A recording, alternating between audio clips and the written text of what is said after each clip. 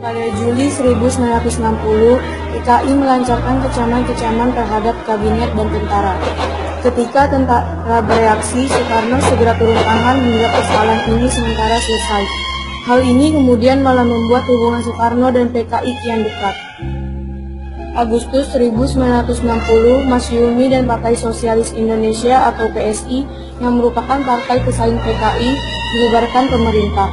PKI pun semakin giat melakukan mobilisasi massa untuk meningkatkan pengaruh dan memperbanyak anggota. Partai-partai lain seperti NU dan TNI hingga saat ini praktis telah dilumpuhkan. Tahun 1963, persaingan semakin sengit. PKI berusaha mendesak untuk mendapatkan kekuasaan yang lebih besar. Oleh karena itu, strategi ofensif yang dipilih untuk memenuhi harapannya.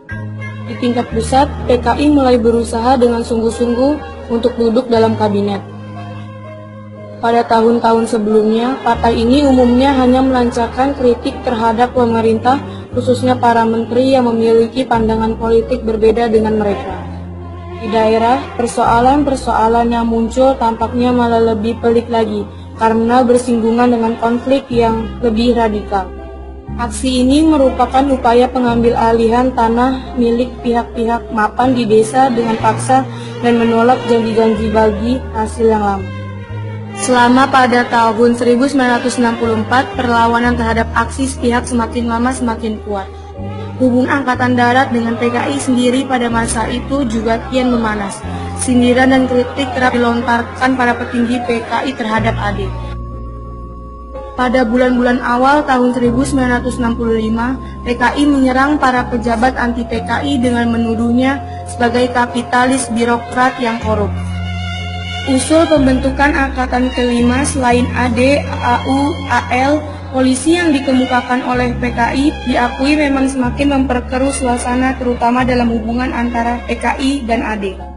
Tentara telah membayangkan bagaimana 21 juta petani dan buruh bersenjata bebas dari pengawasan mereka. Gagasan ini bisa berarti pengukuhan aksi politik yang matang. Bermuara pada dominasi PKI yang hendak mendirikan pemerintahan komunis yang pro-RRC di Indonesia. Usulan ini akhirnya memang gagal direalisasikan. PKI lalu meniupkan isu tentang adanya Dewan Jenderal di tubuh AD yang tengah mempersiapkan suatu kudeta. Di sini PKI menyodorkan dokumen Deal Treaty yang ditandatangani Duta Besar Inggris di Indonesia. Isi di dokumen ditafsirkan sebagai isyarat adanya operasi dari pihak Inggris. Meski kebenaran isi dokumen ini diragukan dan Jenderal Ahmad Yani kemudian menyanggah keberadaan Dewan Jenderal, ini saat Presiden Soekarno bertanya kepadanya. Namun pertentangan PKI dengan Angkatan Darat kini tampaknya telah mencapai level yang akut. Bulan itu juga Pelda Sujono yang berusaha menghentikan penyerobotan tanah perkebunan tewas dibunuh sekelompok orang dari BTI dalam peristiwa Bandar Betsi di Sumatera Utara. Jenderal Yani segera menuntut agar mereka yang terlibat dalam peristiwa Bandar Betsi diadili. Sementara itu di Mantingan, PKI berusaha mengambil paksa tanah seluas 160 hektar. Sebuah tindakan yang tentu saja semakin membuat marah kalangan Islam. Apalagi 4 bulan sebelumnya telah terjadi peristiwa Kanigoro Kediri, di mana BTI telah membuat kacau peserta mental training pelajar Islam Indonesia dan memasuki tempat ibadah saat subuh tanpa melepas alas kaki yang penuh lumpur lalu melecehkan Al-Quran. Suasana pertentangan antara PKI dengan AD dan golongan lain non-PKI pun telah sedemikian panasnya menjelang tanggal 30 September 1965. Apalagi pada bulan Juli sebelumnya, Soekarno tiba-tiba jatuh sakit.